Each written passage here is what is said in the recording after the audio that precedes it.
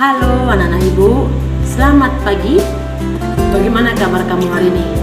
Ibu harap semuanya dalam keadaan sehat. Nah, hari ini tanggal 24 Februari 2021 kita mau belajar dari tema 7 subtema 2 pembelajaran 2. Nah, untuk hari ini kamu hanya belajar satu pelajaran saja, yaitu pelajaran bahasa Indonesia mengenai cara mencari informasi penting dari bacaan. Nah, nanti ibu akan memberikan video untuk penjelasan pelajaran bahasa Indonesia ini.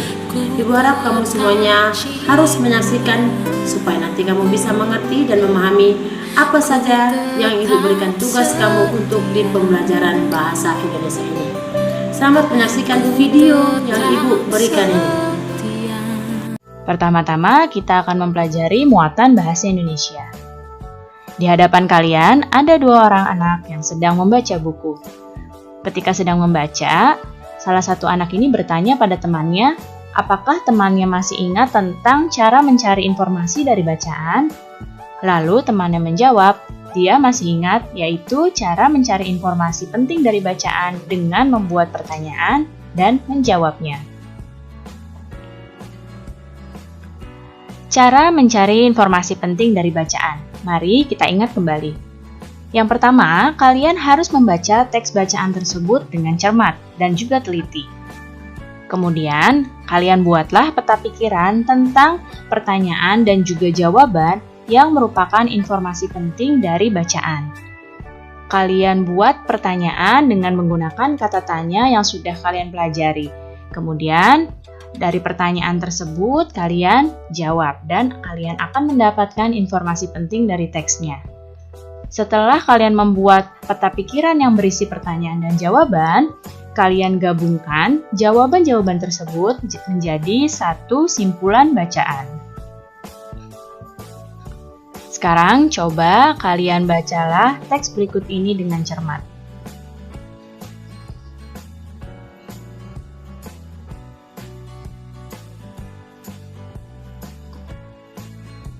Nah, setelah kalian baca, kita akan mencoba membuat peta pikiran yang berisikan informasi penting dari bacaan.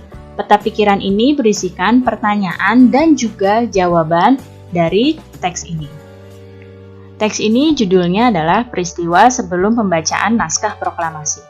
Pertanyaan yang pertama di sini menggunakan kata tanya siapa. Siapa yang membawa Soekarno dan Muhammad Hatta ke Rengas Dengklok? Nah, lalu dijawab di sini yang membawa Soekarno dan Muhammad Hatta ke Rengas Dengklok adalah para golongan muda. Ini pertanyaan yang pertama. Kemudian pertanyaan yang kedua, menggunakan kata tanya mengapa. Mengapa Soekarno dan Muhammad Hatta dibawa ke Rengas Dengklok? Kemudian dijawab di sini, mereka dibawa ke Rengas Dengklok agar terbebas dari pengaruh Jepang. Kemudian, di mana naskah proklamasi dirumuskan? Ini menggunakan kata tanya di mana. Lalu jawabannya, naskah proklamasi dirumuskan di rumah Laksamana Maeda. Dan satu pertanyaan lagi menggunakan kata tanya siapa.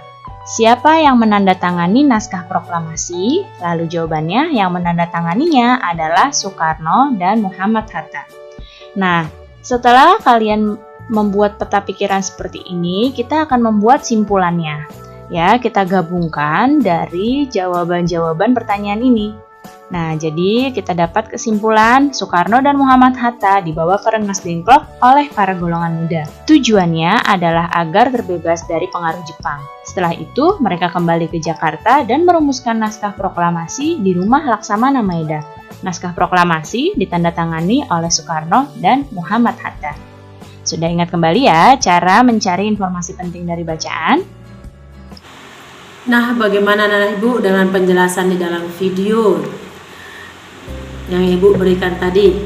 Mungkin kamu sudah mengerti dan memahami apa saja yang dijelaskan di dalam video. Nah, sekarang tidak perlu lagi banyak ibu memberi penjelasan untuk pelajaran bahasa Indonesia ini.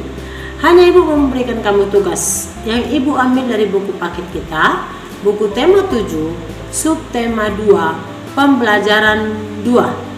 Nah, untuk tugas kamu bahasa Indonesia, Ibu ambil halaman 41 bagian bawah. Nah, kamu dari situ kamu hanya disuruh bercerita. Nah, untuk tugas kamu yaitu Ibu hanya menyuruh kamu menuliskan kembali secara lisan peristiwa-peristiwa yang terjadi setelah pembacaan teks proklamasi kemerdekaan Indonesia dengan penuh semangat dan percaya diri, ataupun kamu tuliskan dengan kamu ketahui. Lalu garis besar cerita tersebut kamu bisa ambil dari materi yang pertama, penyebarluasan berita proklamasi kemerdekaan Indonesia. Nah, maksudnya untuk nomor 1 ini, garis besar cerita yang pertama kamu cari atau kamu tulis penyebarluasan berita proklamasi kemerdekaan Indonesia. Nah, kamu singkatlah di sini, Nak, apa yang peristiwa penting yang harus kamu tulis untuk pernyataan nomor 1. Untuk pernyataan nomor 2, sambutan rakyat di berbagai daerah terhadap proklamasi kemerdekaan Indonesia.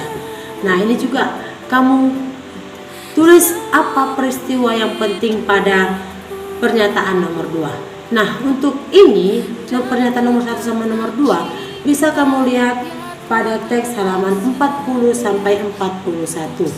Nah, di situ kamu tulis sana apa peristiwa-peristiwa penting yang terjadi setelah pembacaan teks proklamasi kemerdekaan Indonesia. Sesuai dengan pernyataannya tadi, kamu juga harus mencari peristiwa penting pada pernyataan nomor 1 dan 2. Itu saja tugas kamu untuk di pembelajaran bahasa Indonesia ini. Ibu harap kamu semuanya bisa mengerti dan memahami apa saja yang diberikan tugas kamu untuk pelajaran 2 ini pada hari Rabu tanggal 24 Februari 2021. Tetap semangat belajar di rumah, jaga kesehatan kamu. Terima kasih.